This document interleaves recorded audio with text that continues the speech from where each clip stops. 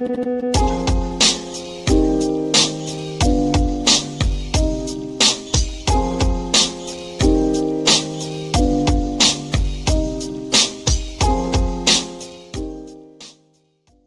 thing that they brought up as well was a post from you in 2021 where you said Americans should cancel Thanksgiving, should have done this in 1621.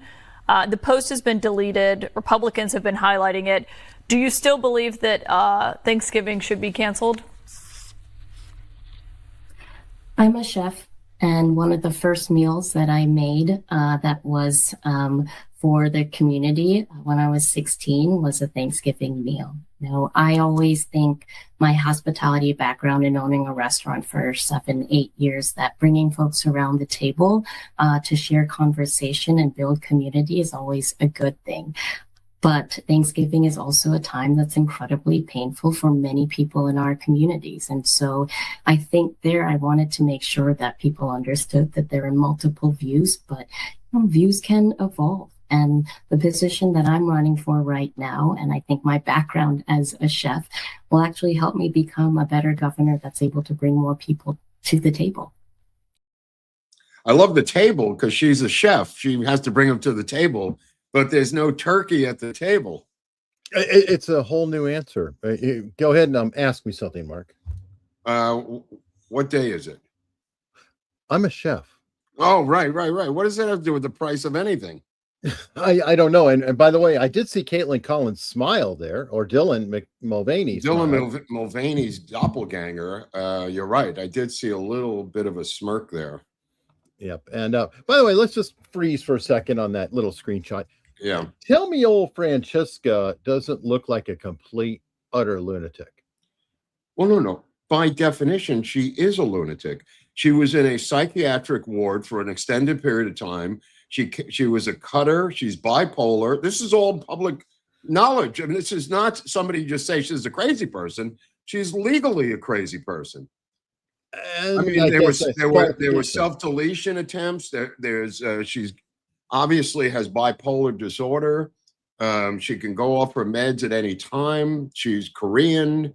Not that has anything to do with it, but nevertheless, she's got those crazy eyes, the bipolar crazy eyes. I mean, you couldn't find a crazier candidate if it was Star Search. If you were saying this is our goal, you couldn't find a loopier candidate.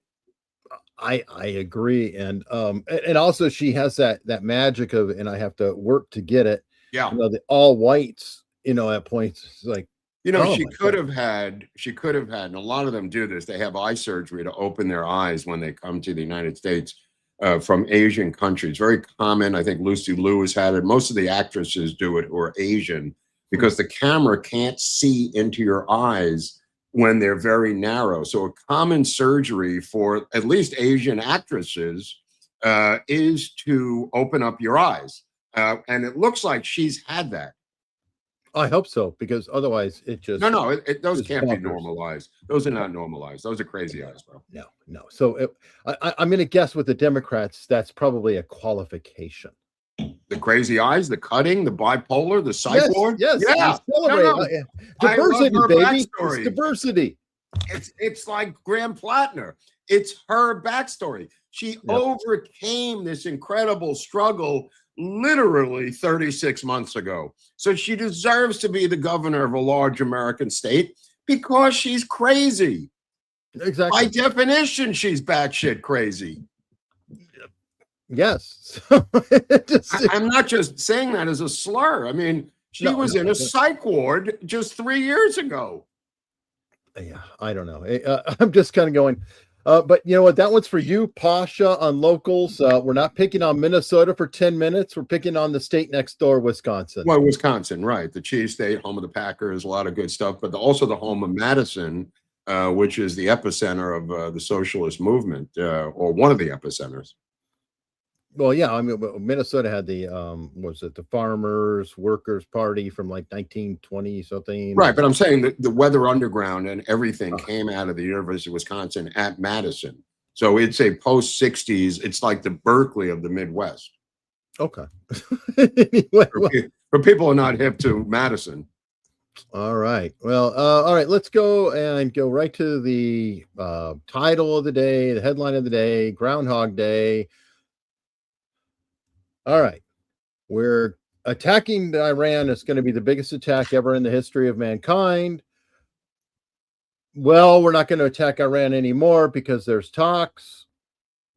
Well, Iran just said no, there's no talks. So yeah, I don't know how he gets out of this mess. He created a mess for himself. It's his own political mess. He seems to have a soft spot about destroying shit. Other presidents did not have that soft spot, especially Bill Clinton in the Bosnian War. He is a builder, and I have said this before on the show.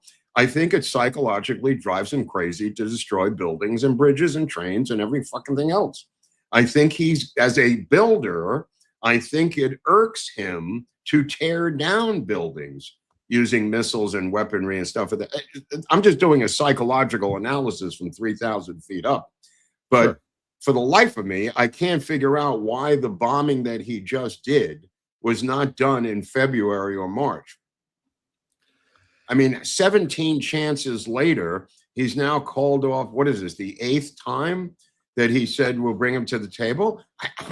At some point, you got to feel that they're fucking with you and just unleash the dogs of war. Right. Or at least pause. I mean, it is confusing. And I will say that there is other, supposed news that's coming out. I saw it on like clips of Fox coming on that somebody in the administration leaked a major attack that was going to happen over the weekend, and this potentially is what stopped it. Which, okay, if somebody is leaking military missions, then you need to get them, you need to prosecute them, absolutely. But I do want to acknowledge that piece is out there. Yeah, don't know. I didn't hear that, but it makes sense. Yeah, it is. It's been going around today. This is also in the headlines a couple days ago. It's just kind of I haven't seen any signs of it, but maybe.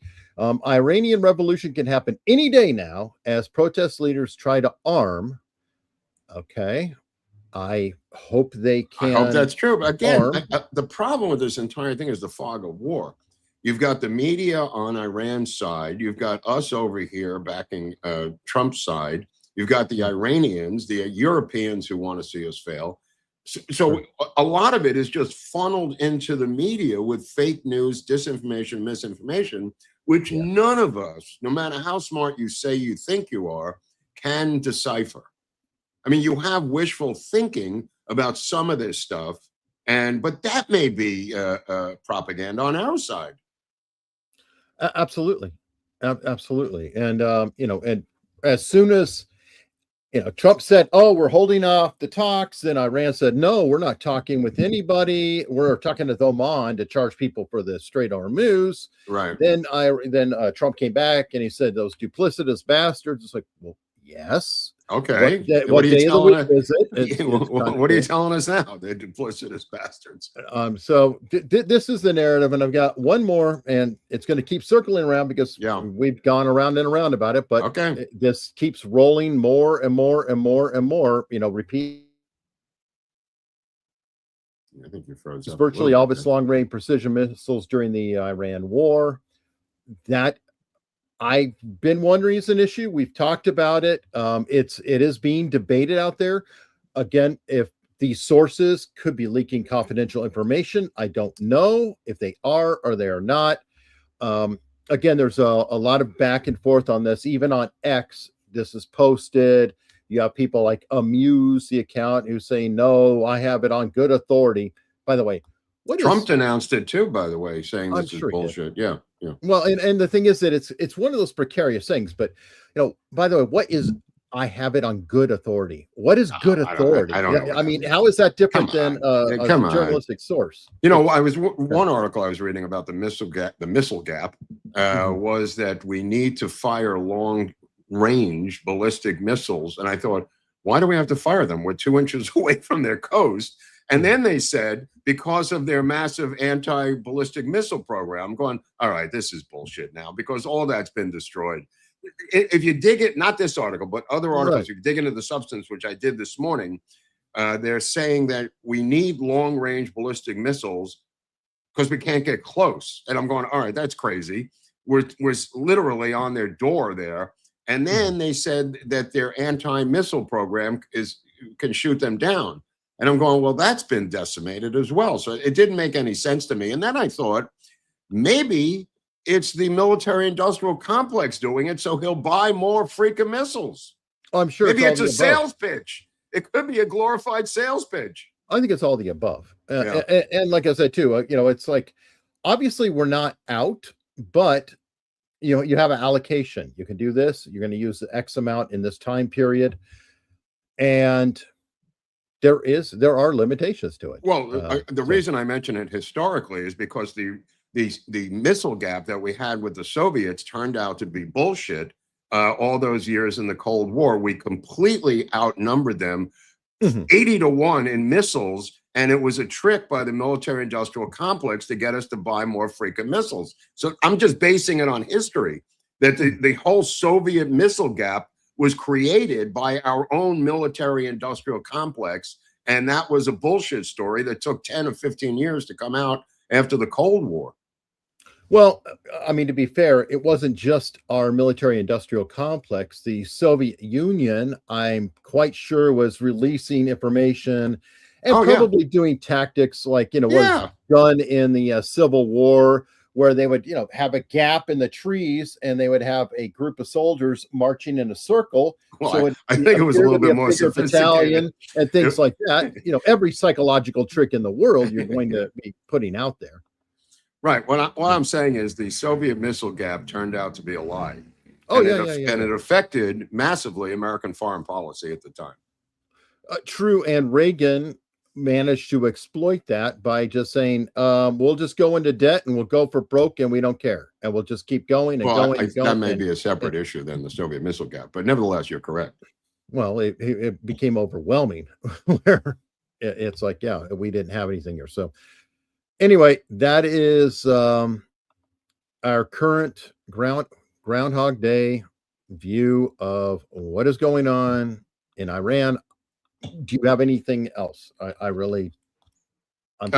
think you got to arm the people. I think this is CIA 101 regime toppling that they do so well in other countries when we're not asking them to. I think you have to arm the shit out of them and give them whatever you got to give them to fight back. And, if you have to use the Kurds to bring the stuff in, if you have to use even special forces to get it to their doorstep, something's got to give here, because you need internal pressure. Maybe the Israelis are doing this already, but you need internal pressure from their own people to really have a two-front war where they're being squeezed domestically and internally by armed citizens of Iran. And that is a major necessity if you're going to decimate the regime, which I think is what he's talking about. Yeah, and ironically, it's not like we've never done it before. No, right. See Operation Ajax, which kind of is part of the reason that we're in the mess now. No, I mean, we've done this so many times. I don't know what is the hang up here. I mean, I understand the decimation of their top leadership and the top military, which was done by plane. It was done by the air. But I think you need those people who live there to be armed on the ground. And maybe it's happening right now. So I don't know. We're just talking off the cuff here.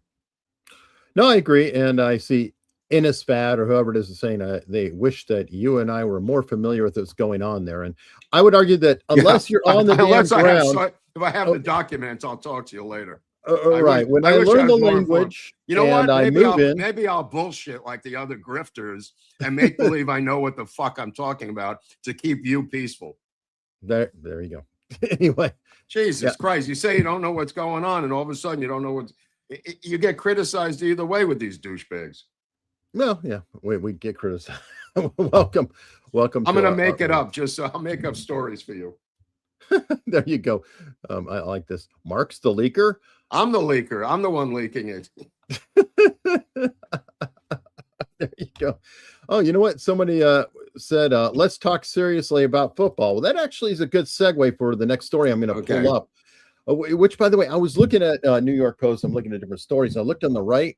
I was like, are you kidding?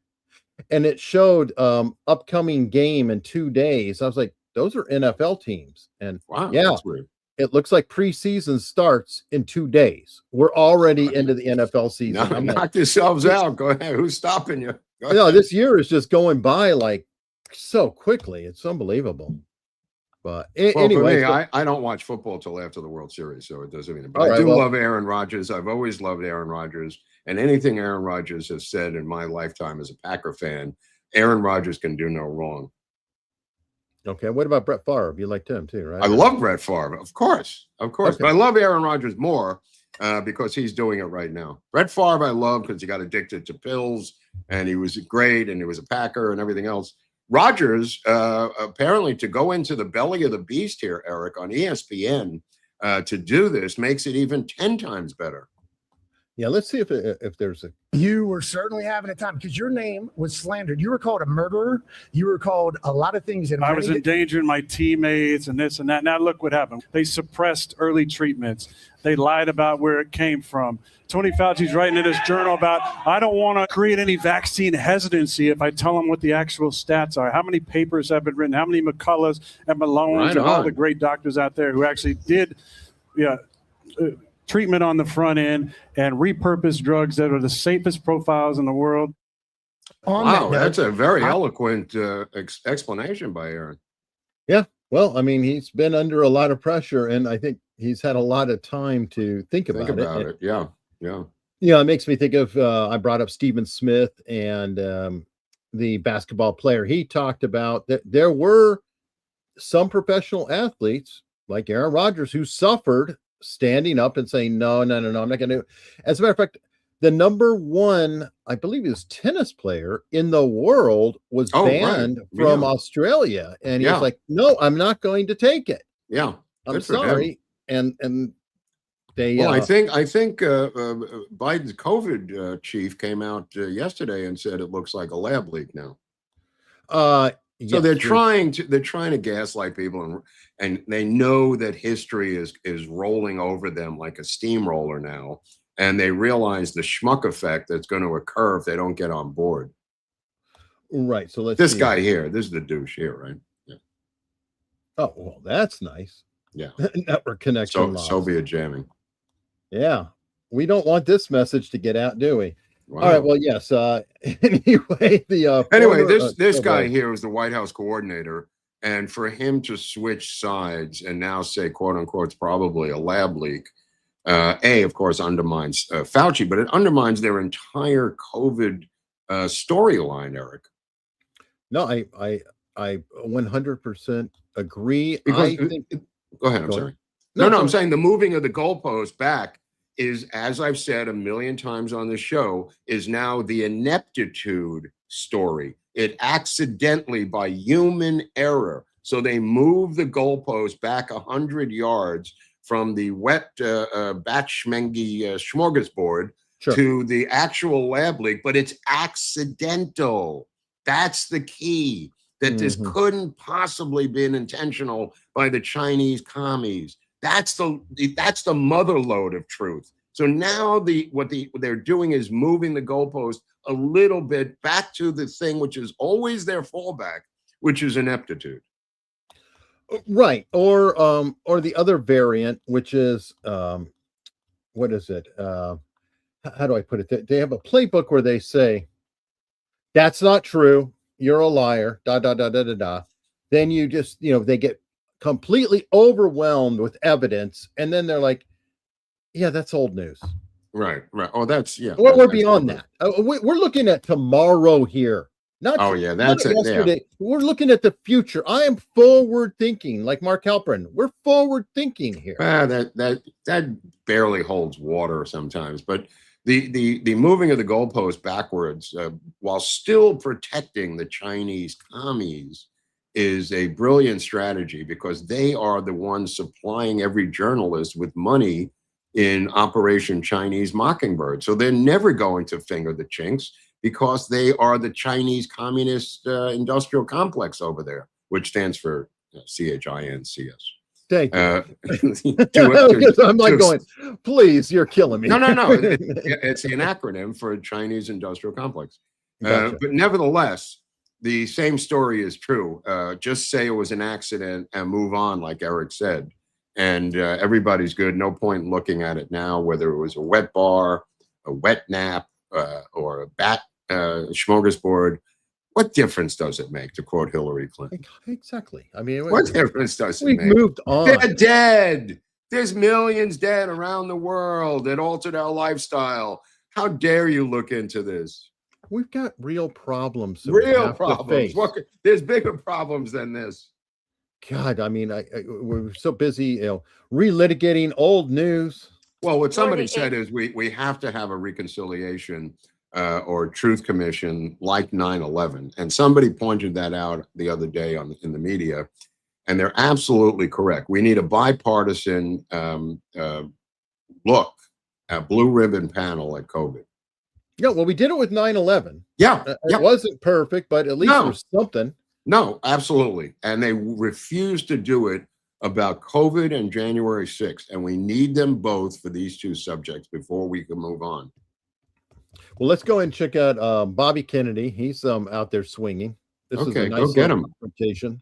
You are the HHS secretary, and you are talking about things that lead to vaccine hesitancy in this country, and it is something that causes problems for people when there is not anything. Let me ask you something. Do you see your job as ending vaccine hesitancy, or do you see your job as telling the truth to the American people? I see my job as telling the truth, and the truth is that there is study after study after. She is so uncertain through this whole thing. Her presentation, she's normally pretty solid. Is this a case of there's no teleprompter here and you have to think for yourself, woman? She's winging it. She's winging it. And she's struggling. Study. It's one of the most studied things out there in science, and it is like a parrot.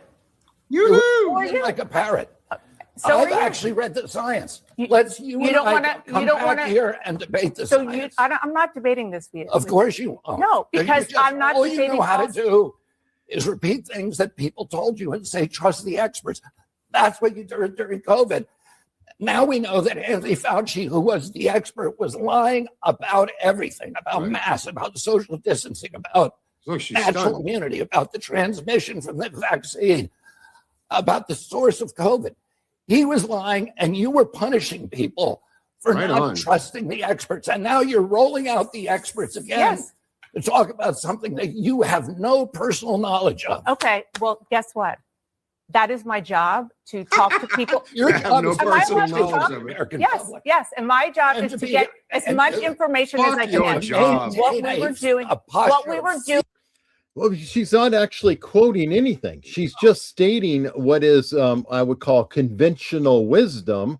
She's not saying, not addressing any point. Then she's saying, I'm not going to debate you.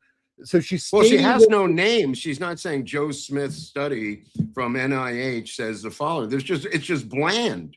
It's just all this rambling discourse, which nobody ever calls them on, Eric. Well, and that's exactly it. She's just stating it like everybody knows. How many times have you seen that before? Everybody knows. It's common knowledge. Yeah. And it's like, well, be specific. Be specific. Elon Musk is very good about that, calling people saying, be very specific. This whole vaccine hesitancy is made up. Bring on 10 mothers who are refusing to vaccinate their kids. Bring on these people who are refusing to do this because they're afraid. No, I agree. And skepticism. What we were doing in COVID and still with regard to these vaccines is getting the best information, the best science that we can, and putting it out there. And sir, what you are doing is causing information to be out there that is not accurate. Who was lying? Anyway, so there we go. And it's great. That's how everybody should go on that show. Every single person should go on that show on the offensive, not sit there and be polite. The reason Bobby Kennedy is the same kind of temperament that I have is we both came from the left and moved to the right. It's the rhino conservatives who were super polite, who could sit there like Mike Pence for 6 hours, and Mike Pence is just a generic name of all the different types that do this to be polite. You have to go on the offensive with these people. I agree. I mean, I totally agree. I mean, it's one of those times that I wish, you know, he's got so much knowledge and he's such a brain. It's hard to hear him sometimes. Nah, it doesn't bother. I'm so used to it at this point. I'm so used to it. But I do enjoy that. I think more people should do that. The best case example that has to be Jordan Peterson and Kathy Newman. Peterson was great at doing it. There's some of them who come from, ironically, it's the people who come from the left who are now conservative, who are more combative against the left. Yeah. Because they've been there. I mean, you could, Dave Rubin does it. There's a bunch of guys who know how to do it because they understand where these people are coming from. Yeah, probably starting with Horowitz and Horowitz, of course. Yeah, way. Although I don't remember any particular debate with Horowitz, but there's probably video of that out there. No, but I'm just talking about the mentality and the pugilistic side of it. You know, like, I mean, a lot of people don't realize that Ronald Reagan came from the left. Donald Trump was a Democrat. I mean, yes, but so I was mean, Reagan. That's why he's so competitive. That's why he's so competitive. Exactly. So there is a long history of it. I don't know of a lot of people who came from the right and were always that way. It's kind of just a different background. Yeah, they're much more polite, and you know, they're into institutions. They realize I'm on an institutional show and I'm going to act accordingly, which is what they're hoping for. Yeah. Now, getting on the domestic front, interesting, I mean, horrible story actually coming out of Idaho with the In-N-Out situation. They call it the In-N-Out gunman. And essentially you had a guy out there firing on people. And I think there's a second problem that is going to need to be addressed out of this, because there were people who were in their cars charging. They were in Teslas. The cars are getting charged, and they sat there helplessly and watched the gunmen shoot. What do you mean the cars are getting charged? They were at charging stations? They were at a charging station, and apparently with the they were sitting in there waiting for it? Which people often do. They're charging, and then they unplug it, right? The problem is that this gunman comes up, they can't accelerate, they can't do anything. As long as it's being in the charger, the vehicle's completely disabled. And so they were essentially sitting ducks inside of the car. Reason number 900 to use gas vehicles. Well, okay, well, there you go. But I'm just saying it is something that I think needs to definitely be looked at. And we have a quote, because there was a combination of a off-duty cop and a good guy with a gun. Look at this guy. Which this guy looks like the face of Idaho. Yeah, he kind of has somebody said that he's played a lot of Fortnite or something. Right. Look like a video game. But anyway, this guy here. I peeked around the right-hand side of that sign closest to the road, and that's where I saw the individual with his rifle pointed at the vehicles. Authorities believe those heroic actions drove the shooter from the scene and likely saved lives. He seemed unusually comfortable aiming that rifle at those cars. And then as soon as some rounds started coming at him, everything changed. Go figure. Immediately, all that, bravado. All that bravado he had. Thank you. Immediately crumbled. This In-N-Out had opened just a week prior. The company says one of their workers was killed while caring for customers. Christopher Claunch was also killed. I peeked around the right-hand side of that sign closest to the road. Anyway, so you don't have to. Let me tell you something. You don't have to be a marksman. I think if you just return fire like this guy did, absolutely, it's enough to disrupt the event. Yes, and the guidance that I have seen, in any mass shooting, because it has changed over the years, right, is throw something. Don't just sit there and hope you don't get hit. Pick up something, throw something, do anything you can to throw off their concentration and distract them, because it may save your life, even if it's at tackling them. Like, you remember that? Who was this guy, by the way? Did they find out anything about him? Well, that's actually I have this article coming up, okay. and sadly, this guy's another case that I'm starting to wonder what the hell's going on.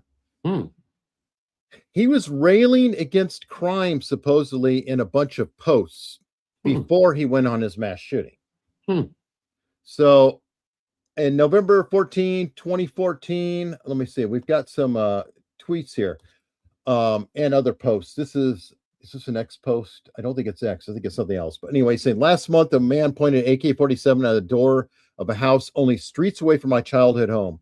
He would have killed you or me for walking out our front door at the wrong time over a truck he would sell for just $8,000. Waddle, Arizona, a border state. Here he's responding to Iraq veteran here, talking about historically registered firearms, etc. He's saying the group responsible for writing law and solving heinous crimes, including murder, have only one reason for knowing who owns what gun so they can steal them. You clowns. Anyway, he comes off in his messages as, well, he sounds like a lot of people here, possibly. Yeah. And we have seen some of this in recent times of people like Tyler Robinson, who is in a very conservative family, kind of grew up conservative, and something turned. And I don't know. Well, it could. Sometimes it's not something. political. It's like they fired his girlfriend, or they didn't hold the pickle and the lettuce. A lot of times it's a minuscule thing. It could be. Yeah. Well, we don't know. So I mean, but I do want to acknowledge that it is unusual of late. If it's not a trans shooter, and don't yell at me, people. It's not my fault that there happens to be a sizable number of trans shooters. Yes, perfect. Somebody put in the chat like he was activated. That's kind of could be the feel that could be. I have with some of this. Yeah. But well, I mean, if they don't have any motivation after a while, I mean, it seemed like he was a functional human being. Yeah. Right. Yeah. And again, not a normal setup. Now, I found this article, and this is a follow-up because you shared in our segment, and folks, you may want to check it out. It's called Torn from the Headlines, and it's on Locals, and we do put them out here too. But you talked about an incident that happened in Arizona with a game and fish law enforcement officer and somebody at a gas station, and tasing and fire. Well, guess what, Mark? What? I have the footage.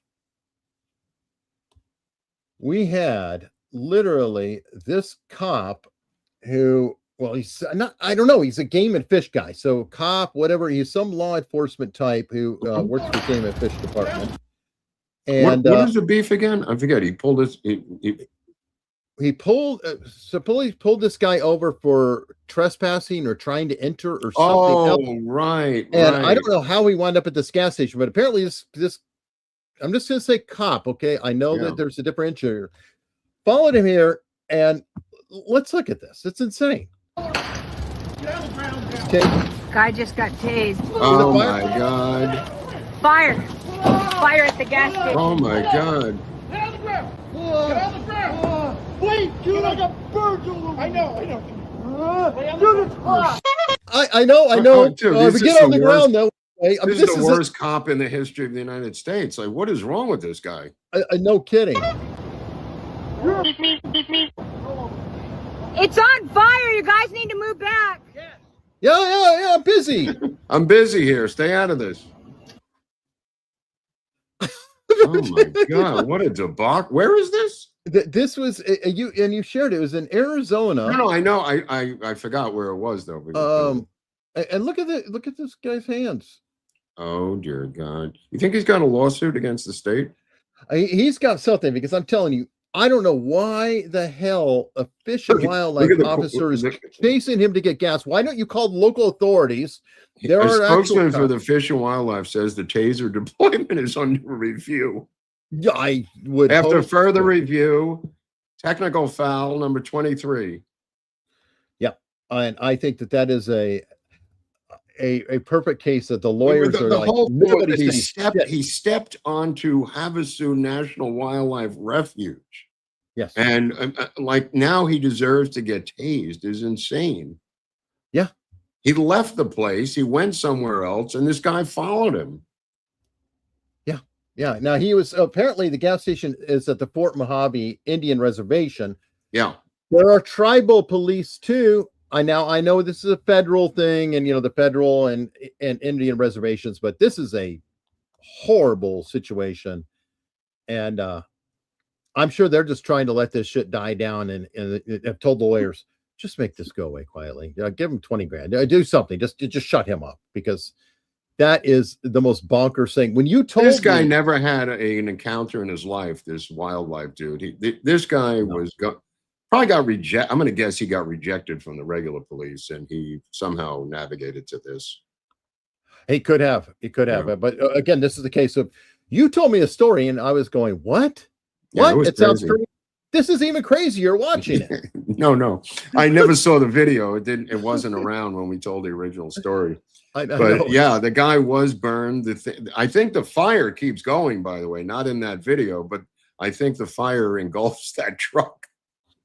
I wouldn't doubt it, but he's so busy with the guy on the ground. It's like, oh my God. So here are your alternatives. You could go to California. Both have a gas station. Okay. So you could be in a high speed, car chase in California, pull over, pump your gas, and drive away. Keep going. Or you could be like this poor sap who pulls over. He's in a gas station, probably doesn't even know what's going on. And, Barney Fife here comes running up and tases him.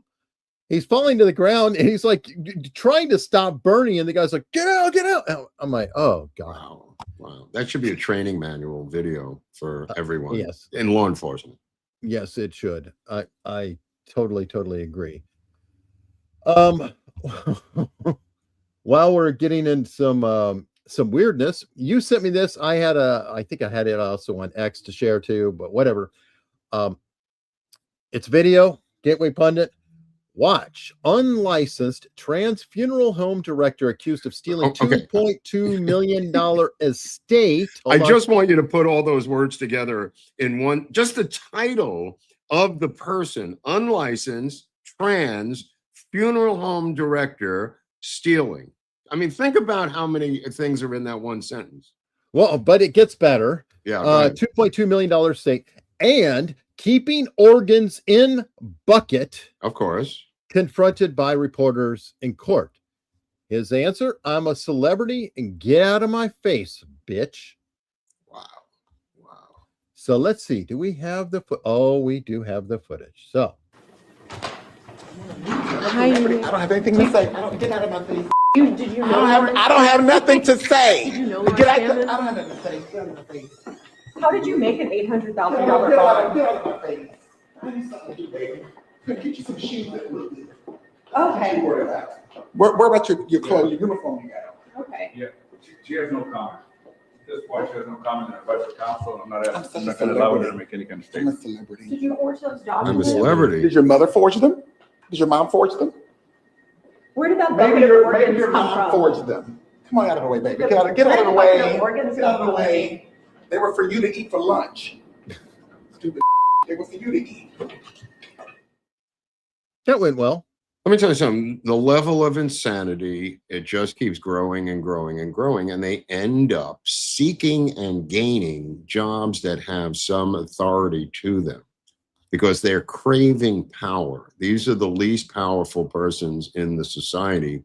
So they seek out jobs as nurses, funeral home directors, cops. All of that stuff is the same. It's a need because of low self-esteem and because of feelings of powerlessness that they want to be in charge of anything, even if it's a place with dead people. Well, we've talked about that, and we've applied it to leftists, but this is just an extreme example. I guarantee he's not voting for Trump. Right. I mean, this is a queer black guy who somehow has been selling organs out of a funeral home.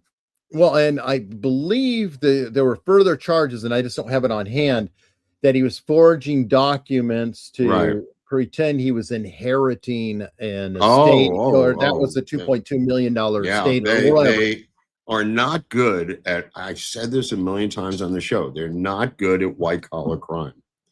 That's when they get caught. When they move into that area of fraud and checks and contracts and leases and stuff like that, that's when they get caught. They don't have time for any of that. No, I'm just saying, because the leftist society allows them to physically loot, but that's apparently not enough. It gives them free food, gives them apartments, gives them cash, but that's not enough because they need so much more to live large. That's well, because they have that card. They have that ultimate card they hold up. And it's like, oh, you're being racist by criticizing my financial acumen. Oh, I'm sorry. I'm so sorry. We would never. This is where it goes. This is apparently, this is where it goes when the train keeps going off the tracks. Yeah, and unfortunately, we saw it when they were putting trans men in women's prisons, and the women are ending up pregnant, and and they deny the whole thing. The government saying, they're just good people who went bad for a second. Yeah, and then somebody, speaking of that, somebody sent me a story about my governor, who's really trying to show things up and say that Gavin Newsom's not so bad, is bragging about, I think, 60,000 people who have had their voting rights restored, felons, because we want to just make sure that they can vote in the future, unfortunately. But, to help alleviate my depression, I want to talk about a particular substance that I use, because I will use chemical help, and in my case, it is legal still for now, and that is our own coffee. Oh, I thought you were going to say sativa. Oh, this is a coffee thing. Okay. Yeah, no sativa. I don't know. I did learn something, and remind me to talk about the THC stuff, because it was very confusing. Anyway, our coffee is the Supreme Breakfast Blend. That's the original blend that we had made just for us by Moondo's Coffee. And Moondo's, what's Moondo's? Well, it's the opposite of Starbucks. Essentially, it is actual organic coffee, USDA organic label. It's inspected, everything else, and it is a mix of two beans: the Sumatra Manhandling and Mexico Chiapas. Which is the Indonesian, the Sumatra is kind of a darker, deeper color, and the Chiapas is like a brighter tone, and the two mixed together for a really nice, pick-me-up breakfast blend. And then we have the Magic Bullet blend, which is kind of a bit more of a mellow blend, and both are nice general-purpose breakfast blends. I always drink without creamer because they don't burn the coffee. Part of the reason coffee tastes bitter to a lot of people is because it is actually burnt beans. Phil, the person who roasts this, Phil, does it himself. He is a U.S. veteran, and he doesn't burn during the roasting, and all these batches taste great. They literally sign off thanking people in every box. It's kind of amazing, the amount of care they put in with this. Anyway, you can grab it here. There's a link on your screen. If you're watching this on TV, you can point your phone right at it, or you can always go, if you're listening, to americasuntoldstories.com/coffee, and it'll take you straight to here. And while you're there, you can also look around if you like flavored coffees or something else. For people who don't really like coffee, they like flavored stuff. You can always find something for them as well. But we do appreciate it. And every time you buy a bag, it gives us a little something of these two, flavors. I personally, and I forgot to order earlier today, I've got to order tonight, order 4 bags because you get free shipping if you buy 4 bags. So that does make it worthwhile. It works out to probably a half a bag of cost just in the free shipping. So it does, save a little bit of money because shipping is insane. Now, you said sativa, okay, which made me think of THC. I was at Total Wine the other day with Leslie, and we were looking around, and they had THC infused drinks. Now, Virginia is not technically a recreational cannabis state, and Total Wine is like just a general purpose, beer and wine place. And I was kind of confused as to how in the world are they selling THC in drinks, because THC, is not CBD, it's THC. It's, from my understanding, that is the psychotropic, whatever. Tetrahydrocannabinol. Yeah, it may be such a small amount below the legal limits is just my answer off the cuff. There may be a legal limit and they're below it. Well, that's the weird thing about it, though, is because they actually had a sign underneath it on the display saying they had to stop selling these by August 4th because they're not legally allowed to have any more than 2 milligrams per can anymore. I knew it must be and these something. were 8 to 10. Yeah, it must be something with the amount. It must be the same thing happened with low alcohol beer. They went and they paid lobbyists to go to Congress to spend a lot of money to come up with the phrase non-alcohol beer. And the congressmen, the legislatures wanted to have it as low alcohol beer, but the beverage industry paid lobbyists a lot of money to lobby congressmen to legislate that it was non-alcohol beer, and that stuck. But it's still 5 beers equal a beer, any way you want to do it. And I know plenty of people who will drink 50 of them, and next thing you know, they've got shots of vodka. Well, that was a question I had too, because I know somebody in the family who, quit drinking, went to rehab or whatever. Yeah. And he had to like get rid of mouthwash. Well, there's plenty of mouthwashes without alcohol. There's plenty of samples for that. What I'm talking about, the fact that they intentionally confuse the American people by calling it non-alcoholic beer. And it's not. 5 of them is 5 O'Douls equals 1 Budweiser. You know what I mean? And go, well, I'm not going to drink 5. That's you. You're a normal person. But psychos or alcoholics will drink 10 or 15 or 20 of them. Well, and that's kind of my point, is that to me, low alcohol is not no alcohol. However you break it down, language wise. Right. But I'm saying they lobbied to get that legal thing on their bottle. Yeah, and I don't think they should have it. I think I agree. I mean, I agree. It should be rescinded, but nevertheless, there's other formulas now that claim to eliminate all alcohol. I'm just talking about O'Doul's when it first came out. Right, and there are a few of them, and and I don't mind if you say low alcohol, cool, that's fine. But yeah, it's not the same thing. It's like, can they say 0 calorie beverage if there's calories? No, it has to be 0 calories. So, I mean, anyway, it does seem kind of crazy that they don't. While we're in the crazy department, you sent me this one, and I had actually seen it before. It kind of breaks my heart. You have these do-gooders. I mean, they're people, they're going to save the world, and sure as shit, they wind up suffering for what they're trying to do. This woman who helped migrants flood Europe, well, she was murdered and stuffed in a suitcase by, and it says an Afghan, but they missed one thing, an illegal that she was helping. Well, legal or illegal, doesn't matter. It's the incredible amount of Muslims who are preying on white women, and the white women all of a sudden going with them and getting physically abused, and eventually, in some cases, actually killed. They have no idea what they're getting into. This is the second story in a week with white women who are liberals. In the case of Elizabeth Ross, she went to Greece to help migrants, whatever her thing was, but it was a Muslim who did this to her, and also used her bank cards to rob money. Not only used her bank cards to rob money, but kept, I believe this is the one, kept sending messages to the family saying she just needs time. Well, the other one, time away to delay the time, until they figure it out. The girl last week had a 13-year-old daughter, moved to Ireland, where she married the Muslim who ended her life, and the daughter had to come into the bedroom and find her mother butchered.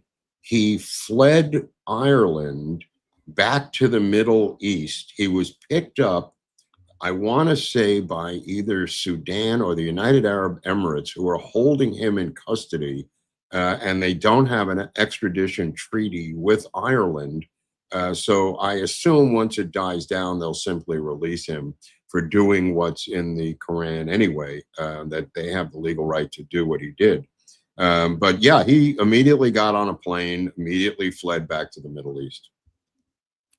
Yeah, and somebody in the chat put it perfectly. Self-deletion empathy. There's a book by Gad Saad, and we can't even say the title of the book.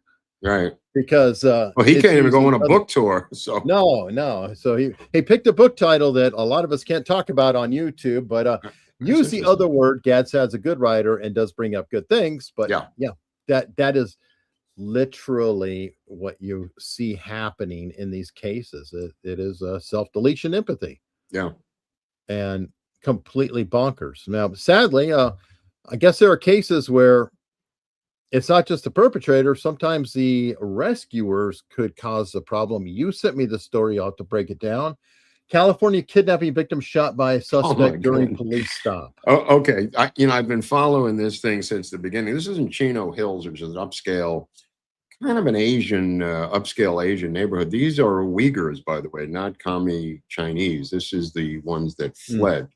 And they had a business, these two brothers. And all three people are in the same investment company. I've recently found out all three. So they go to this guy's house. This is the guy who is the #1 victim. And I believe he is a Muslim, but all of them work together at this fairly successful investment firm. The two brothers cut the power to the house on the side of the house and back of that white car. The guy then comes out, they shoot him in the leg, and they take him and put him in the trunk of their car. People heard the shots, local people right there called the police, and the police responded like within a minute, Eric, and in high pursuit of this vehicle, cut them off and got the people to get out of the vehicle. So the driver gets out of the vehicle, opens the trunk, and puts a bullet in the head of the guy who was the kidnap victim while police are there. The pursuit is over. The pursuit is over. The police then riddle him with bullets. He's dead. The guy in the trunk is dead. The driver's dead. The brother is arrested and is now has all the charges because he's an accessory to all of it. Thrown against. Yeah, no, that's on the table. Absolutely. Oh yeah, the whole thing. He gets charged with every murder. He did. He did. You're absolutely right. Oh yeah. So it's now seemingly become apparent that it was some sort of internal investment that went awry. Not that anyone was stealing anything. They were fighting among themselves. They'd invested in some apartment buildings that didn't come to fruition at the company. And whatever they were trying to do, this was the result of it. One of the strangest stories I've heard in years. Wow. I didn't realize that. So yeah, no, it's a complicated story. And they still are trying to unravel it because the guy they arrested is not really cooperating. But all three work together. These two Bows, their last name was Bow. The two Bows are brothers. Bo knows. So Bo knows that the first Nose gets out of the car and riddles the guy. Like he could have surrendered. The guy was in there wounded. I don't know why he had to execute him. Well, in front of the police. I mean, yeah, well, Bo, the executioner, screwed over Bo, the arrested, because you got prisoner's dilemma normally, which is whoever flips first can get the better deal. But if everybody else is dead, you get it all.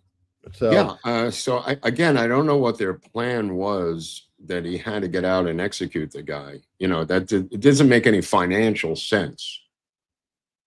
Yep. It's Tim Pitts. But that's where we are. And somehow these Chinese get involved in the strangest crimes in Southern California that they live in a bubble. One theme I've always seen is they live in a bubble.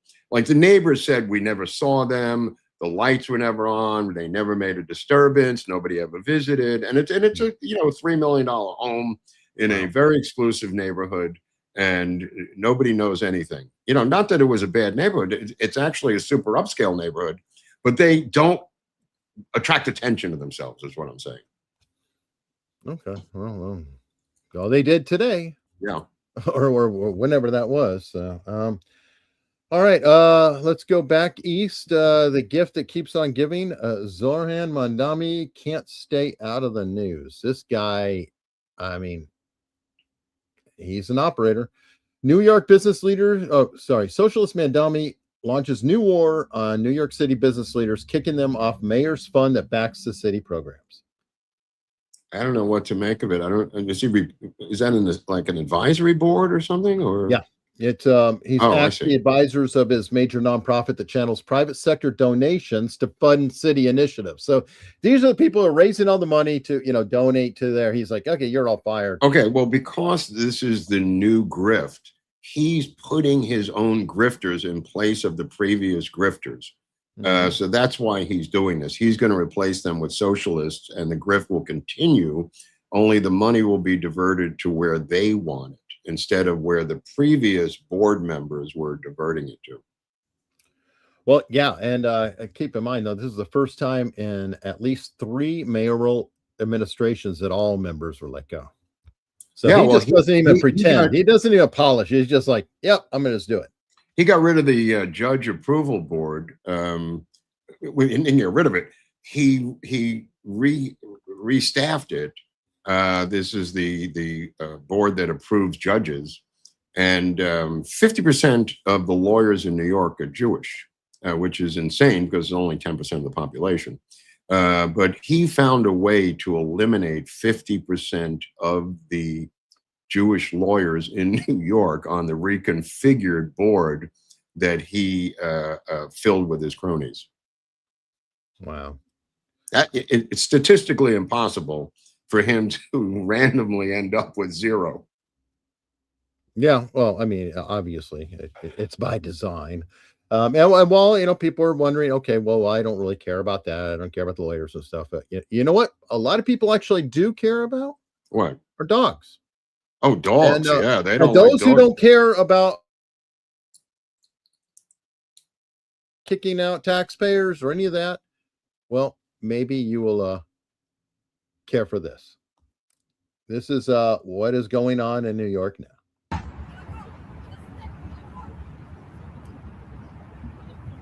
This is New York. You about to fuck him up. You hate that ass. Hate that ass? He's walking the dog. Can't do that. What's happening right now? That ass.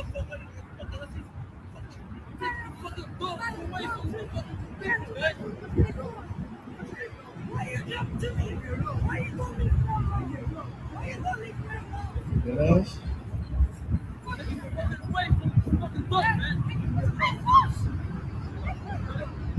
And this woman's a disgusting pig, and I'll tell you why. If she truly was affected by this dog or so scared, why is she advancing on the dog and the guy continuously?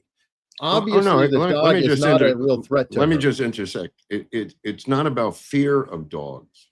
Yeah, fear is not the reason. They find them to be dirty and disgusting animals. Fear is not the right thing here. They find them to be, they should never be near humans because they believe that they're dirty, disgusting animals. They're not afraid of them. It's not like a fear of getting bitten. That's a separate regular person world. But this husband is fighting a two-front war because he's trying to keep his enslaved kebab-wearing, shebab-wearing wife under control while he tries to personally and physically deal with a guy who's walking his dog. So he's got like 2 problems at once, the Muslim guy. And the other guy's trying to avoid a confrontation by walking backwards, Eric, it looks like. 100%. And yes, I know what you're saying. And I actually had that queued up for the next thing, breaking down the mentality so people understand where it's going. Okay. They could make it illegal for dogs to be present in public. Yeah. They can make it taxable for you. Right on. Or with a fee, you have to pay a fee to have a dog and take care of it. They could frame it around public safety and self-governing logic. Mm-hmm. They do that. That's what they're trying to do. They're literally trying to say that dogs, pets, cannot be in public, should not be in public space areas, should not be in parks, shouldn't have your dog there because it's we're just not used to it. They're dirty and they're like whatever, and we're allergic. When in fact, Islam says it defiles you. Yep. It's menace. Yeah, it's not fear. Your prayers are not fear. accepted if there's dogs around you. It's called najis in Arabic. Defiled. They defile you. Now we've got a problem here. We've got two split do? societies. You've got the American dog-loving society of normal people in the United States. Now, keep in mind, we covered this when it was happening in northern England, where they were trying to build them low-income housing to get some of them out of London, and also to influence the conservative voting areas by flooding them with Muslims from London. And they didn't want to move to these new apartments because of the prevalence of dogs of the British people in northern England, or in the countryside, put it that way. And they were trying to come up with a way to deal with it among the white British elite to overcome this. So they began to think about doing stuff, making the dogs illegal in public, Eric, in England. I don't know where it is right now, but that was a couple of months ago. Well, but this is going to happen in New York because it's a #1 thing for them. And Mamdani is going to have to listen to them and try to come up with some sort of solution to their non-coexistence with animals. Right. Can I point out the intersectionality equation too in that original video? The gentleman who had the dog appeared to be black. Oh, I don't know about that. I think he I looked don't know for Egyptian. sure, but he Egyptian. he appeared to be. Yeah, he was swarthy. I mean, I think he was. Which, no, I'm just saying though, we've run into that, and they're seeing it in Michigan because a lot of people in Michigan are saying, whoa, wait a minute. What about us? What about the black vote? Because they're getting pushed aside by Islamists. Well, there's a lot more black people in the country than there are Egyptians and Muslims. So that's now. Well, I don't think Trump's letting any more in for now. But I mean, whatever they've got now is about, unless they multiply more quickly. But nevertheless, I mean, El Said might go up against Mike Rogers, right? I presume is. Well, it looks pretty clear that. Yeah. He's up by 15 points. You know, the other woman has no neck, so her head seems to be attached to her shoulders, which is not a good look. True. Sure. I mean, no, I'm saying he's a good-looking, muscle-bound guy who speaks incredibly well. He's very slick. I mean, she doesn't stand a chance against this guy. Yeah, and he's out there with Hassan Piker, his bestest buddy in the whole world. Did you see them at that party having drinks? Oh yeah. Well, I don't know if is he drinking? Well, no, Piker was. I'm sorry. Oh, okay. Yeah, I don't know. Saeed was, but apparently that's Carville's Rubicon. If they cross into Piker land, he's going to leave the party. Yeah, I have that. I do have that available. So, Piker land is a new theme park. Let me see. I had it queued up, but I'll have to get it in a minute because threw off my game. Oh well. Anyway. Well, anyway, getting back to this woman, this 4 or 5 term congresswoman, she's toast in Michigan. And the strangest one is the Attorney General of the state of Michigan, who is a Jewish woman who is the Attorney General, living in fear that she can't go to the state convention, the Democratic state convention in Michigan, because of fear of being attacked and harassed by the Palestinians. And she's the Attorney General of the state, Eric. This is a new low. I mean, this is just really getting weirder every day. Yeah, they need to, she needed to be Secretary of State. That's, I think, proven to be much more effective when it comes to these elections, as you can see in Arizona. If she was the Secretary of State, she'd probably be just fine. But hold on, I have found it. And your friend, the illustrious Hassan Piker, and James Carville's thoughts. Analysts there is, and I'm not sure what to understand what Mamdani is doing, but to talk about the larger Democratic Party post the election in Michigan going forward, I am not going to be in the same party with Hassan Piker. I can tell you that right now. If he becomes a force in the Democratic Party, I'm out of here. The sad news is he already is. He already is in the same party as Hassan Piker. I agree, and sadly, nobody really cares No. in that party about James Carville. In the same political party with that guy. Now, I think that a majority, overwhelming majority of Democrats agree with me. But this idea that we're going to seize the means of production and just go look at the DSA platform. You don't have to look any further than that. You're telling us. You know, Judge, it may be that the two-party system is just going to be under tremendous stress here in the coming months. I mean, you see it in with Tucker and Martin Taylor Greene, and on the Republican side, you see it going on right now. And I can't sit here and tell you for certain how this is going to turn out. But the one thing I can tell you for certain, Hassan Piker and James Carville are not going to be in the same political party.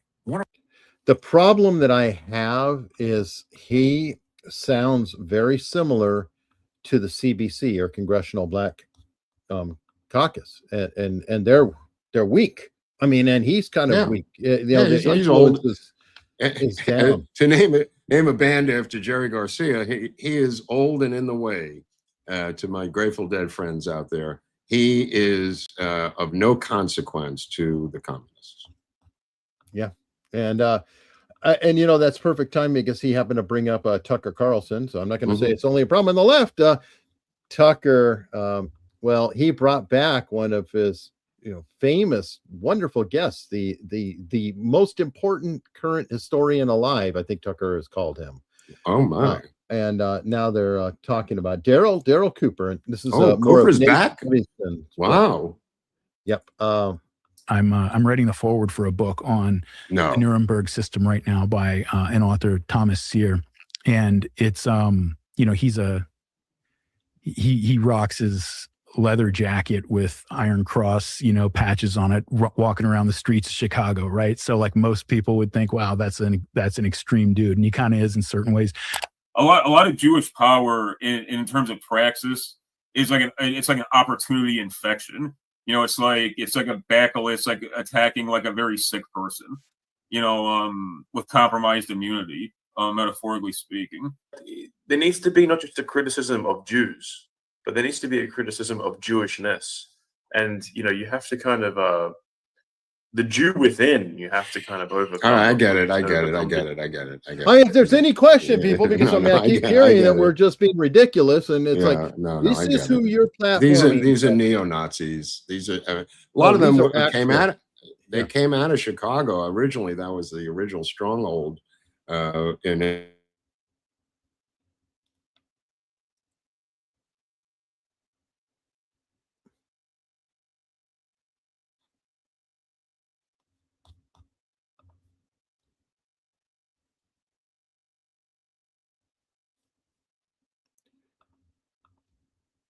That's true. Am I frozen or is Mark frozen? Okay, it looks like Mark is actually frozen this time. I always pause and see because sometimes my signal freezes, but it appears that Mark has lost the connection. Mark is on the road, and we're hoping that he will come back in and we will see him soon.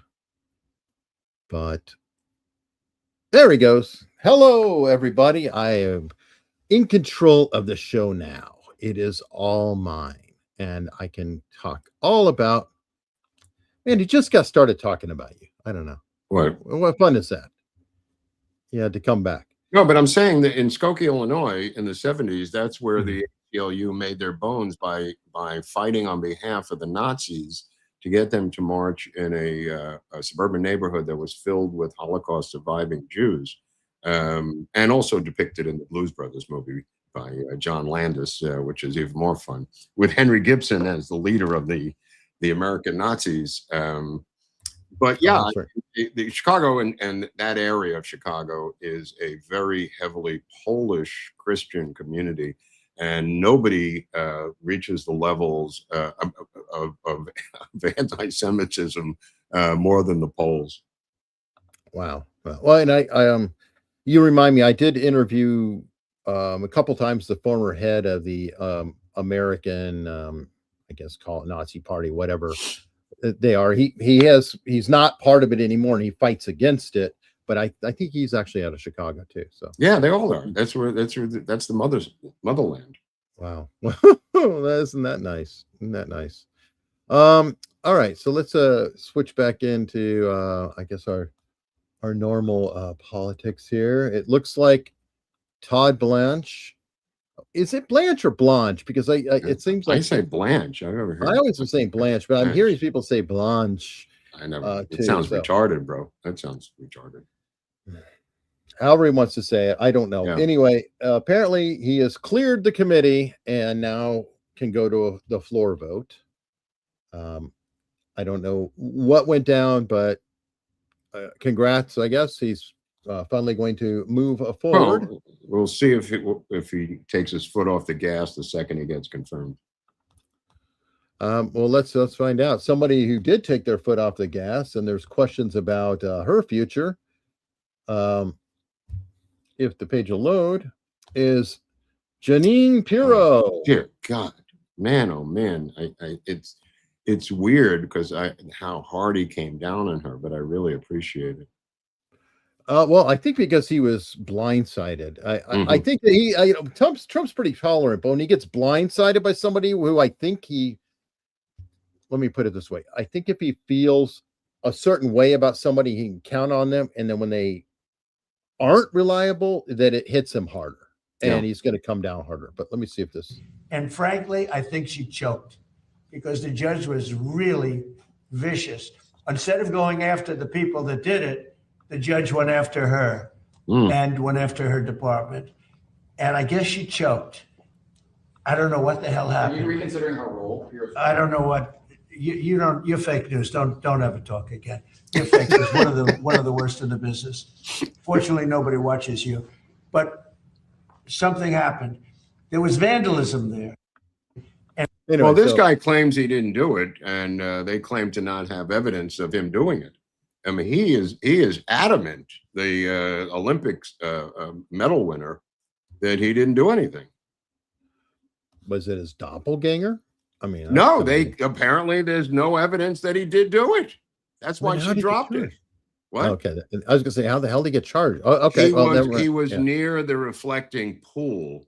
Okay, and he's saying that I didn't have anything to do with any of this, and apparently, from what I understand, she found this out in court or beforehand, and that's why she dropped the charges. So it was a bad arrest to begin with. Maybe. Yeah. I mean, that's what I'm hearing. I don't know. Yeah. Dustin brings up a good point too. He said, let's be real. They wouldn't have gotten a conviction in DC anyway. Oh no, without a doubt. And what is it? Vandalism? I mean, what? Yeah. True. Okay. I saw this article and I thought it was very interesting. You know that the Trumps are suing over the bank accounts getting closed because I haven't been following it that closely, but including his own, right? Or no, not just one, dude. Hundreds of accounts. Oh, that's hundreds. Right. I did not know. Are they lying and saying they never did it now? No. That's why I wanted to point it out because what they're doing. Okay, so 385 accounts. Oh my Lord. Tied to their organization were closed. And let me see, it's centering on the Trump Organization, Eric Trump, and a collection of affiliated businesses, including a winery, a bottled water company, a golf course developer, all banking with Capital One for more than a decade before they were shut down in mid-2021. Wow. Now, this is their defense, and it's devious as shit. They're claiming they closed the Trump Organization accounts because of concerns over money laundering concerns. Oh, sure they did. Which is some kind of bullshit. Yeah, they were told to say that to try to intimidate the Trumps. But it's brilliant. You know why? Because the counter is the Trump Organization's like, you didn't give us any opportunity to mitigate it. Then the bank would say, well, if it's money laundering, we can't reveal the fact that we are on to this criminal enterprise. So this little defense is all going to come out in discovery as well. I understand they're toast because there's nothing in discovery about this, that the documents, they're not going to be able to produce any documents in discovery. They're finished, Eric. I hope. I mean, not. in other words, they had to come up with something. I agree with you, because what is their real reason? Political. Oh yeah. Right. Absolutely. So you can't say that. So what do you say? Nothing? No, you got to come up with something. Somebody advised them to say money laundering, thinking this would make the Trumps back off. They know they weren't money laundering. So what is Capitol going to do? Hire private investigators to investigate all of the Trump supposed money laundering? No, it's an attempt to push back against the Trumps. But the beauty of it is it's not going to work. And secondly, in discovery, they're going to get all the documents, and none of them are going to ever mention money laundering. I hope so. I mean, I hope it does go to discovery. Yeah, that's what I'm saying. Me too. Just restore and say, okay, we're done. Bye bye. Right. I mean, no. This is going to be another $1 billion settlement. It better be. I want to see scorched earth though, and not just because Trump and them are powerful and they got shut down. I'm concerned about all the little guys, all the small businesses that lost their business account. You know, the normal citizens who got harmed too. So I would love to see the Capitol one. Oh, it's going to go forward, so you're going to see something. Let's hope. Let's hope. Speaking of going forward, you sent me this here. Disney's going ballistic in that 109-page attack on the Trump administration. Yeah, this is a similar strategy. You know, they are checking the licensing for all their affiliates and threatening to yank them. So they went on the offensive with a 109-page attack on the Trump administration, essentially claiming that it is political. But this isn't going to hold up. Yeah, well, we'll see. Yeah. I mean, obviously they're scared of the ABC and the View saying, "Hey, right into the FCC." The View is trying to put on and has put on less liberal people in the span of 3 weeks, thereby accomplishing your mission. Yeah, that's true. That's true. And actually trying to perform like they're a news channel. Oh, that's insane. All right. You sent me this one. It's interesting. Children's hospitals to begin offering restorative care for detransitioners. Complete 180-degree turn. The people that created the hacking off of body parts on children is now flipped to where it's become a restorative center. There's multiple hospitals. That's the one in Houston right there. They are now flipping and doing the opposite to the damage that they did to make money in the other direction. I was going to say, yeah, but they got paid both times. Oh, yeah, they got paid. In fact, the entire thing wouldn't have happened if it wasn't encouraged by medical surgeons that they could easily do this work. If they had refused to begin with, instead of taking the money, none of this would have happened, but they didn't. So now that that's been shut down, they're going to make money going the other way. It's happening at Children's Hospital in LA. They are starting to do detransitioning work because people want out. It is so hard to not be cynical. Yeah, I know. When you see this kind of thing. I know. I agree. Like you said, they get paid. No matter what, they get paid. Mm-hmm. It has nothing to do with any belief or anything else except for the belief for cash, which is sad. And speaking of getting paid, California Democrats overwhelmingly back billionaire tax ahead of the high stakes. Yeah, this is not even close. It's almost at 60% at this point in polling, and the way it's worded and everything else, it's a fait accompli. So they're going to flee and not come back. They don't care. I mean, they're not concerned enough to care. The high mucky mucks who came up with this, and even Gavin Newsom is against it. That's how extraneous this is. Newsom himself is trying to convince them not to do it, and it will win overwhelmingly at the ballot in November. How long? Okay, I believe California was the 4th largest economy in the world. It's now I believe the 5th largest economy in the world. How long with these kinds of moves? How long do you think it becomes the 6th or even the 10th? Or it depends what you're right. It depends what you're measuring. I mean, California came in 50th this week in the USA Today annual rankings of the states. There's different subject matters, but California came in 50th in economic opportunity, which is one of the metrics. Education too. I think they're rocking number 50. Well, I didn't see that one, but I'm saying 50th. Mississippi and Alabama are above California. Yeah, I mean, yes, all states are above. It's like, you're 50th. I can't make fun of the South anymore. You got to stop digging. I mean, there's nobody left to have pass you. No, you know what? Maybe that's why they want to annex Puerto Rico, so you can say we're not. We're not last now. They're so entrenched in a Soviet-style government that nothing can break them out of there. I mean, unfortunately, Hilton is going to lose by 30 points. And the Marxists are going to win in Los Angeles, and Becerra will be the governor for the next 4 to 8 years, and Bass or the other Marxists will win. You need federal intervention here on multiple levels. Yeah, I agree. Wow.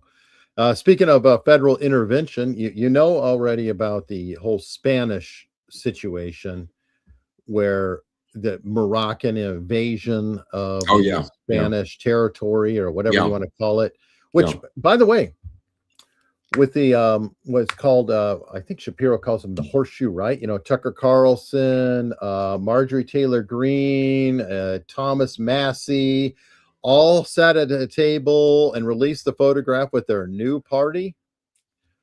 Well, guess who they're blaming for the Moroccan invasion of Spain? Javier Bardem beat them to the punch by about a week by blaming Israel. It's a miracle. And apparently the Star of Solomon on the Moroccan flag may be the reason now, which it doesn't even have now. Apparently 100 years ago, Star of Solomon, because Islam and Judaism both come from the same roots, so they both have Solomon, they both have the star, somehow, and it is getting ludicrous. Anna Kasparian's out there saying it like, oh, the world's going to finally realize. I'm like, wow, Israel's one powerful country. It really is. Superpowers, bro. They have super duper powers. And by the way, what do they do? Transport the Africans to this little island or something? Well, apparently, and by the way, why and how is Israel the at the same time most powerful country in the history of the world that can shape all policy, and they can make migrants invade places, they can do this and that, but yet they can let Tucker Carlson and Thomas Massey and MTG and all these people mouth off? I mean, how hard would it be if they're so evil and draconian and all that? How is that? But instead, they're being blamed for killing people who are allies, like Charlie Kirk. It just, every single part of it gets stupider as you go, and it's mind-boggling. The same thing happened with the Third Reich. I mean, if you read the step-by-step transition, it became more and more insane. But it's very similar to what happened in 1933-34. I mean, their statements by the regime were crazier every single week. Yeah, and somebody pointed out, I forgot, Joe Kent was also there. All the winners in a room. He's going to be Secretary of State to their new party. He's going to be apparently. So they're not going to be satisfied until the Democrats arrest them once they get back in power. Yes, and Susan's pointing out, yes, they are Abrahamic religions. Christianity, Islam, and Judaism are all Abrahamic religions. Yes. Yeah. But anyway, it's just. No, I mean, they rounded up a certain amount of them in Greece. I mean, in Spain, but nevertheless, I mean, the damage is done. Yeah, and the damage is so extreme that apparently Italy has taken the extraordinary step that they've shut down their open border, or essentially free travel pact with Spain. So before, people in Italy and Spain could just go back and forth, willy-nilly, doesn't matter. And Italy saying, oh, no, not so much. Sorry. Right. Well, we're not going to do that. The goal is always to get to Germany because they have the highest benefits and easier standard of living. which is not that dissimilar to nobody, coming from South America wants to stay in Mexico. Well, not only that, all trying to get to the U.S. They ultimately. don't stay in Peoria, Illinois. They want to get to the largest cities because that's the most benefits. Yeah. They don't stop off in Albany and say, all right, we're here. Albany, New York, everybody out of the truck. No, they have to go to New York, Chicago, and LA. Oh, well, yes. And that's where I like that Greg Abbott helped them. Yeah. Yeah. That is one of the best moves. And I don't remember if DeSantis did as well, but I remember specifically Abbott definitely. I think Mamdani just spent $2 billion on securing entire hotels now for the homeless in New York. Well, that was the same thing that did Adams in. Remember, Adams was people forgot Adams was in love with all the migrants himself until the bills came in. He said, "Oh, we can't be doing this shit." And then that's when all of a sudden the Biden administration said, "You know what? We're going to have to really push this investigation of you there, New York mayor." And things fell apart. But a lot of people don't remember that little. Well, he's restoring that program, I guess, Mamdani, by paying the hotels. I mean, it's 600. Some of them are 600 a night for a room. So, in terms of what they're paying, I don't know. The normal rate is probably not 600, but that's the equivalent of what they're paying for some of them. It's still insane. Yeah. Okay. I saw this article, and I don't know about you. I hope they do this because then I can laugh my ass off. Ex-60 Minutes boss Bill Owens wants to launch rival news show with Scott Pelley and other fired staffers. I like that. Please do. Because I just want to see them get humiliated when nobody gives a shit and doesn't watch them, because nobody gives a damn about Scott Pelley. They're riding the 60 Minutes name that is decades, a long legacy. But also the decline of their audience was quite well documented. Sure. And I mean, it lined up with the Pelley in them. As Gilbert Gottfried said, it was just an old favorite restaurant in a good location. It's a good analogy. Really good. Let's see what Scott Pelley has to say. Well, he said it about SNL. I'm a no, I know, but it's still a great analogy. Yeah. To both. I've never worn the uniform. But I've been in combat for this country. Oh, give me a break. Give me a break, you half-fag piece of shit. Kuwait. Give me a fucking break. Been shot at. Oh. Start crying, you little aware man. That the president of the United States has ever done any of those things for his country. You become a journalist because you love the country. Yeah, sure you do. There is no do it for free democracy without journalism. We respect Pelley reporting in war zones. Obviously, he's been shot at, but Trump was actually shot. That's a good That's great. That's great. The self-importance of Pelley. Boy, this guy Pelley needs a head shrinker. What a nut. Oh my God. He's having a mental breakdown. Oh, yeah. He's having a fucking mental breakdown. His wife should take him to the hospital. We do bring up Halperin from time to time, but he did crack me up when he was talking about when he was, following Clinton around, et cetera. And Scott Pelley came in as I'm Scott Pelley, that voice. And he said that Clinton was looking over him like, what a piece of douche. shit. What a douche. This guy is. Oh my God. I'm sorry. That is too damn funny. Let me see. What do we have here? Okay. Speaking of douches, we've got douches the world over. We got rid of one prime minister in England and, of course, got a worse prime minister in England. What always happens. Yeah. Open borders, burn them. Over 2,000 illegals. He's going to have to do it as quick as possible. He's going to have to do the amount of destruction as quickly and quietly as possible before he is removed. How many have they had in 5 years? Like 9?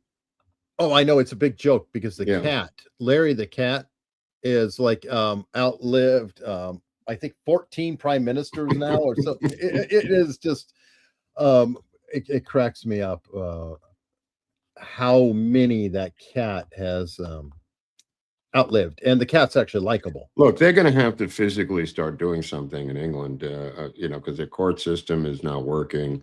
They seem to have a stranglehold on the government. They're going to get physical soon and start doing Kennedy-esque things. Well, something's going to happen. I mean, well, Ireland's starting to perk up and get a little bit hot, but the problem is, I think it may be just too damn late. Well, also they don't have any weapons. It's the same problem as the Iranians. Yeah. Anyway, it's very bad news, and of course that's deliberate. Except there are a lot of shootings in Canada and England, and I'm like going, I don't know about and Australia. More than you think. A lot. Yeah. Well, okay. I mean, compared to us, I mean, we get 32 on a weekend in Chicago. Well, that might be, but I'm just saying that for a place that has no guns, it's like, what? Well, no, you have to get a special license. It's like the guy who shot up the Jews in Australia somehow got licenses for 7 guns, and then he said, "Thank you very much," and I have to go out and do something with my son here now. But he was fully licensed. Well, okay, that's. I'm sure that not all of their gun owners are licensed, much the same as here. Yeah. We don't, I haven't seen the problem with the registered gun owners shooting others in Chicago. For some reason, they don't seem to find their way to that. And a lot of them already are felons, so they couldn't have a license to begin with. So I don't feel like. Well, the police in Australia had no explanation how this guy got licenses for 7 guns. All I'm saying that there might be loopholes to their system. Well, yeah, I'm sure there are. Plus, pre-existing guns, things like that. Speaking of systems, this is going back to New York, and if you want a good-paying job, it can always be a lifeguard. Ooh, man, that's a good starting salary. Yeah, New York City, a lifeguard, boss of the beach, scores a $570,000 pension on taxpayers' tab. So 500. Is that him? Yeah. This is Peter Stein, pictured on Brighton Beach, endorsing Mary Giuliani. He was also the gym teacher in a high school in Brooklyn. Apparently. Bueller. Is that what you're going with? No, I'm just saying, like, what happens with these city jobs or these union jobs is your final year, everyone gives you their overtime.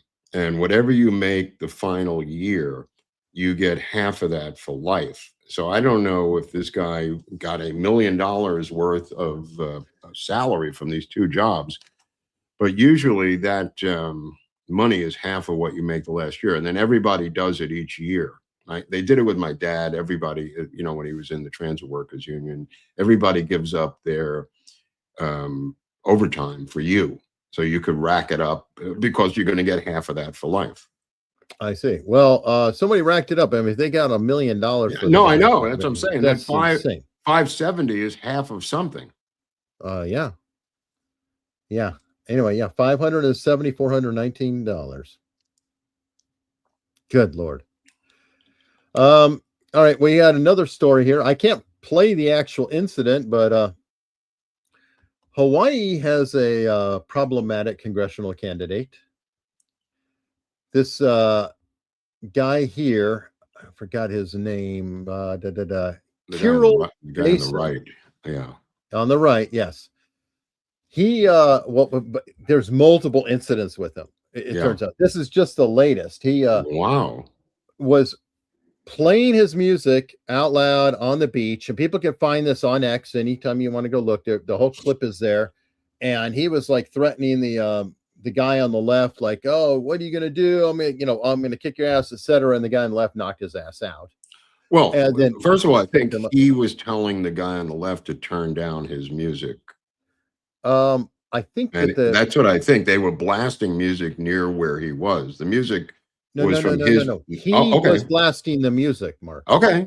And the other guy was telling him to turn it down? The 61-year-old man told him to turn his music down. Oh, that's weird. And he was saying, screw you. I'm not going to I see. blah, blah, blah, blah, blah. Right. Gotcha. And then ultimately he pulled a knife on the guy, had a chair, tried to swing it. The guy knocked his ass out.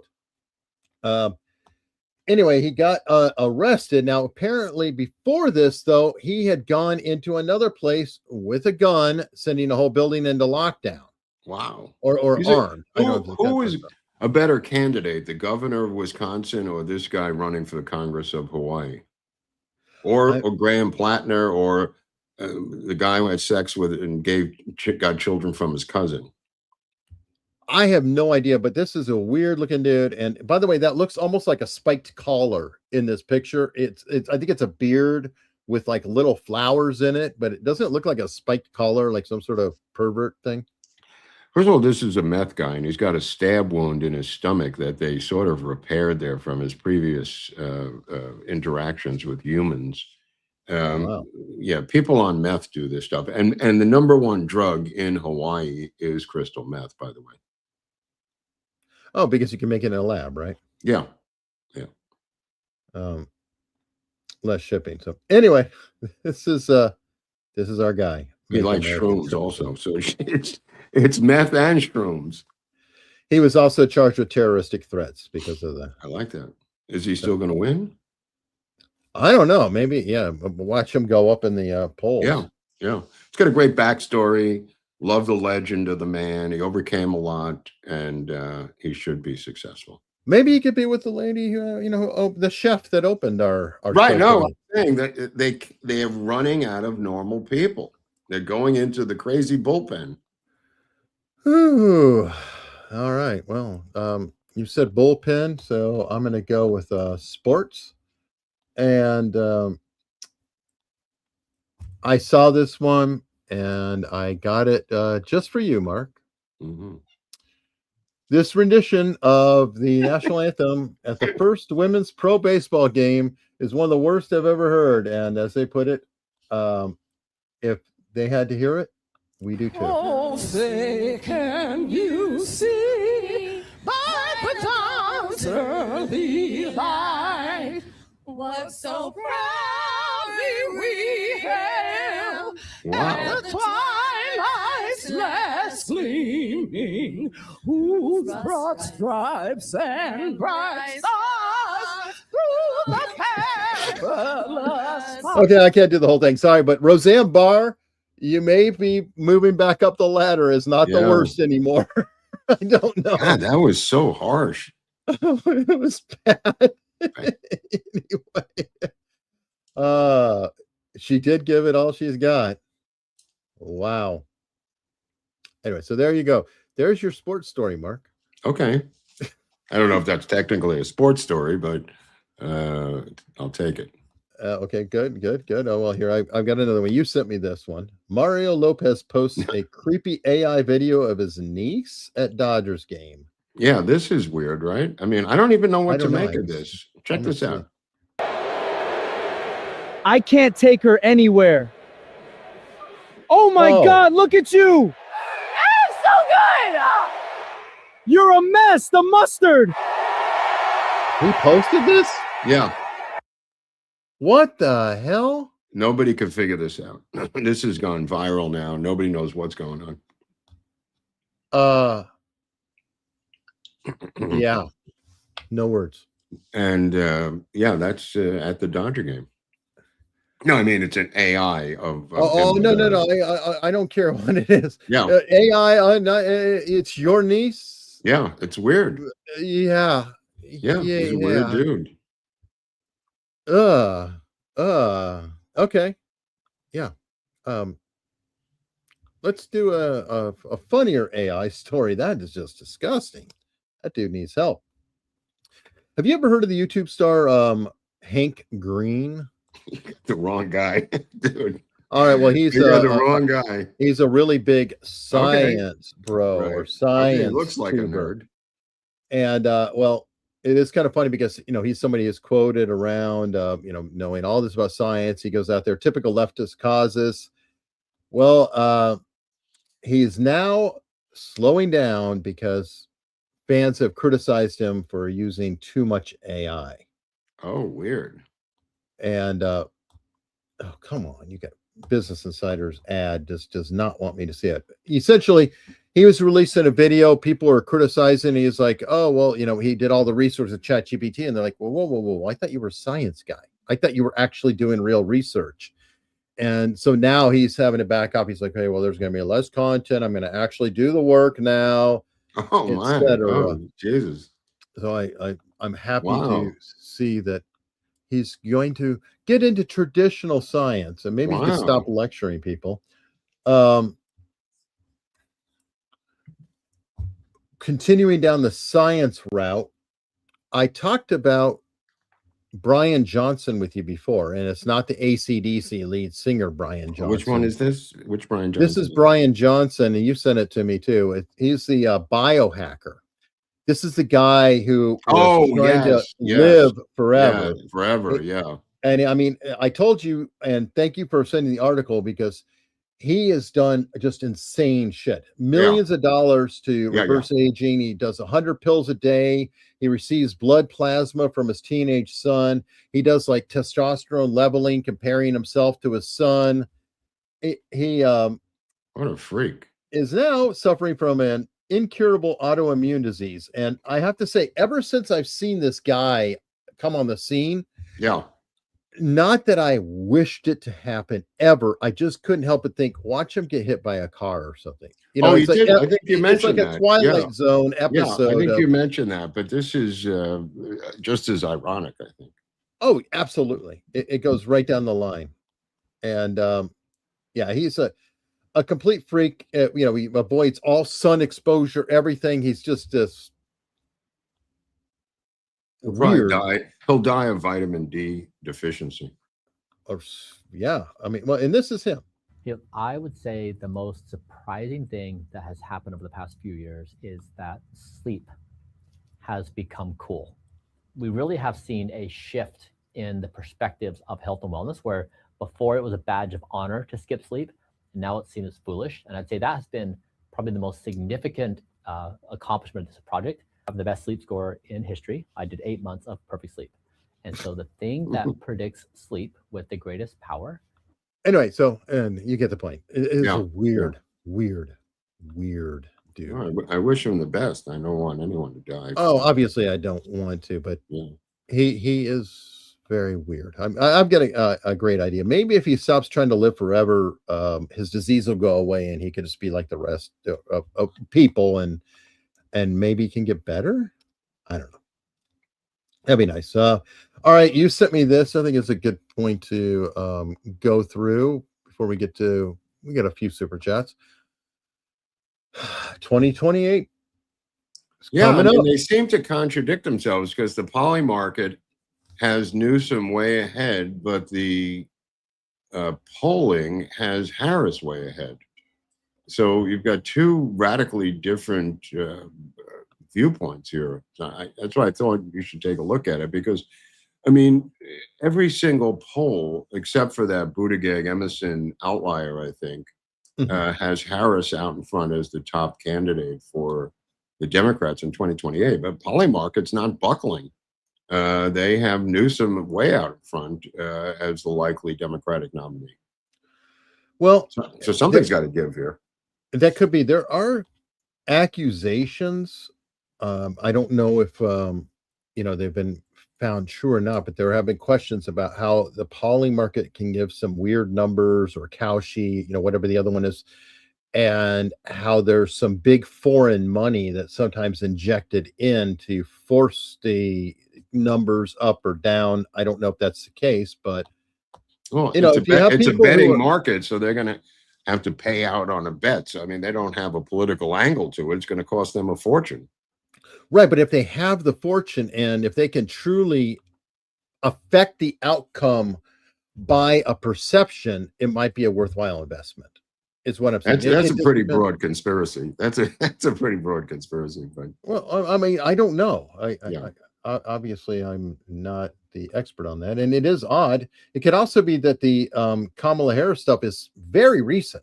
Like, she's and the market, maybe it's just taking some time to. Well, can you scroll catch down it. on that, or is that a separate screenshot?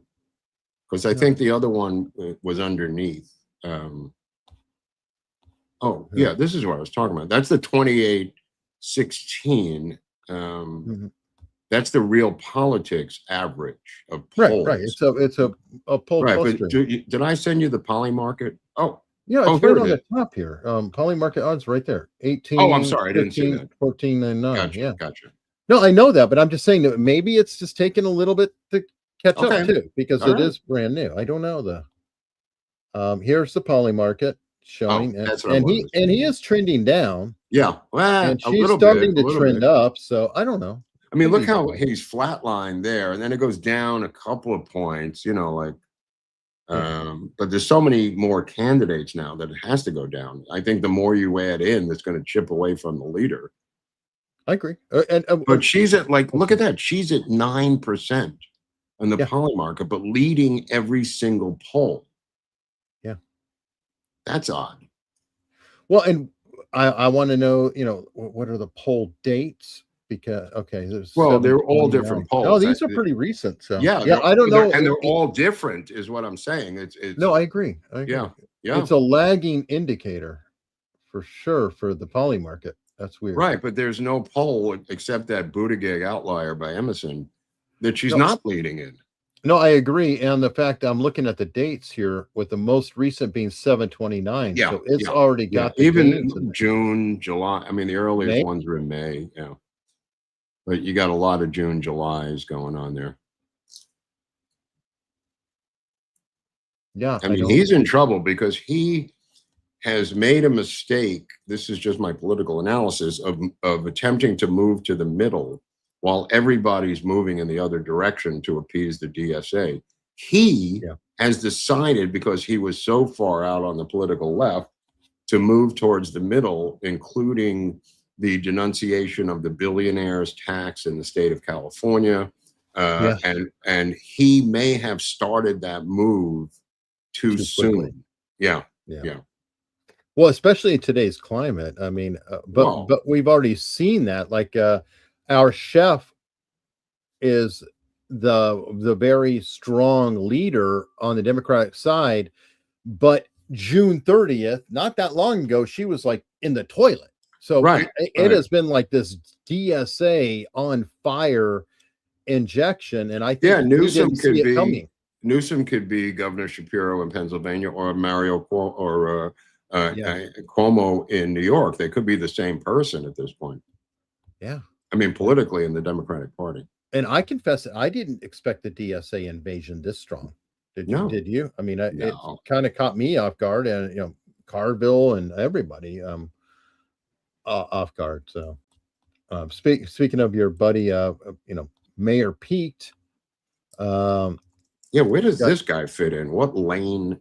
Well, here he is on one of the top podcasts in the world, Diary of a CEO. This show is really taken off. Good interviews on his part. There's a lot of controversy, but very good interviews. He's got a good production team.